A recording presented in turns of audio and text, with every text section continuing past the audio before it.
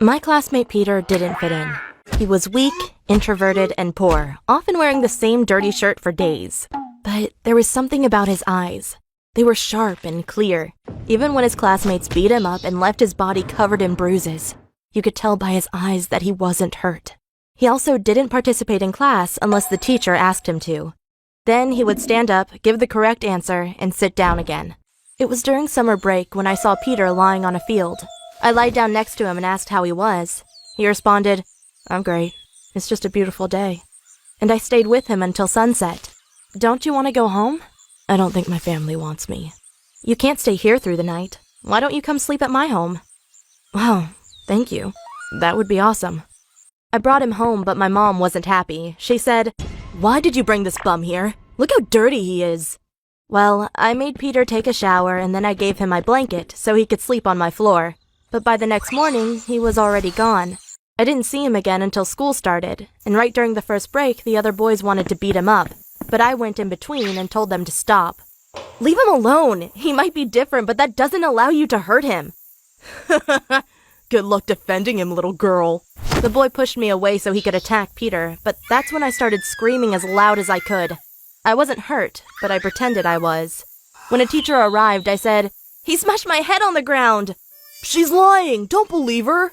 "Seems like we have to call your parents into school again." But I didn't do anything. "So you want to tell me that this poor girl is lying?" The teacher took the boy by his ear and dragged him away. Peter said, "Thank you, but I don't mind if they beat me up." "Don't act silly. You need some friends to defend you. By the way, you want to come pick strawberries with me in the afternoon?" "I would love to do that." Well, after we had filled 2 baskets of strawberries, we sat down under a tree. It was the first time I realized that Peter was actually quite handsome. I said, "Why are you so different?" And he responded, "I don't know." But I liked how he was different, so I cuddled myself against his shoulder. I felt comfortable with him because I knew he didn't judge me. And when it got dark, I asked, "Can I give you a kiss?" He nodded, and for a few seconds, I felt complete. Afterward, we became best friends, often walking through the fields and talking about our futures. I was surprised when one day he told me he wanted to move to the big city. He said school bored him and I should follow him. I said, "We're only 15, and my parents would never allow that." "If they want the best for you, they will." I don't think my parents would understand. He didn't respond, but the next day in school his chair was empty, so I went to his home. His mother opened the door and looked completely drunk. She screamed, "What do you want?" Is Peter here?" No, but if you show me where he is, I'm gonna give him a few slaps. Peter had run away and left me behind. I was lonely and often wondered if Peter and I would ever see each other again. I wasn't sure, but after I graduated high school, I moved to California to study law. It was different than what I had expected. I missed the beautiful fields and nature I had grown up with. And I also still thought about Peter.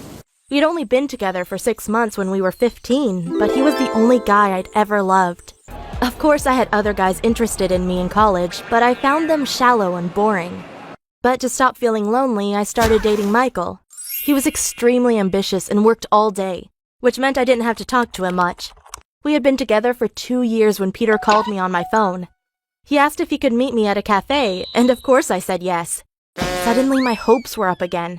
Maybe we could get back together and be as happy as we were in high school. When I first saw him, it felt so right. I fell into his arms and hugged him for minutes. Of course he was, as always, blunt and not interested in small talk. We sat down and he explained why he'd come to visit me. He said, "I wanted to thank you for how you protected me back in school.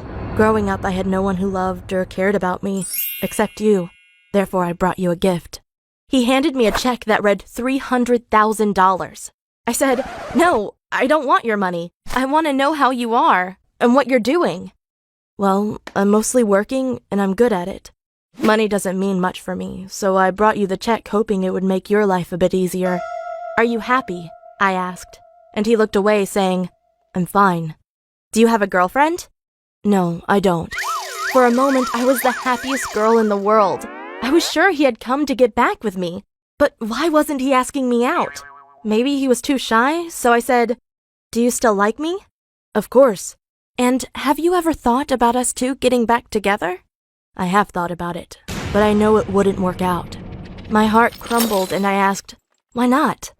"You know I love you, And you know I would do anything for you, but I need a girl who is as smart as me and understands me.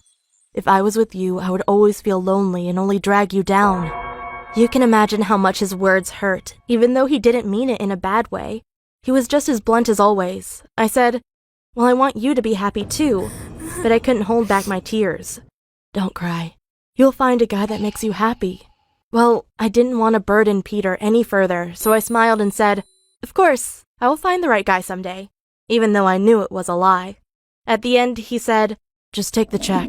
Then he stood up and left. Today, I'm still with Michael. He recently started talking about getting kids. He doesn't seem to notice how unhappy I am with him. Don't get me wrong, he's a great guy who treats me well, so I will give my best to make him happy. I know he deserves it.